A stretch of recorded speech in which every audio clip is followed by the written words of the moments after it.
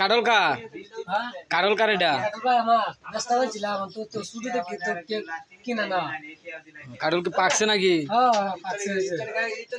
আসলে তো কত দাম চান?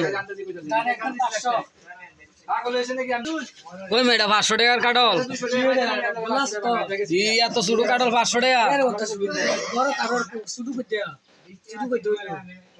এই ভাই এই ভাই এই ভাই এইটা এদিকে আন তো। আমি বলতেছি কাটলটা ছোট হয়ে এটা বলে বড় কাটল, বেশ বড় কাটল বলে এটা।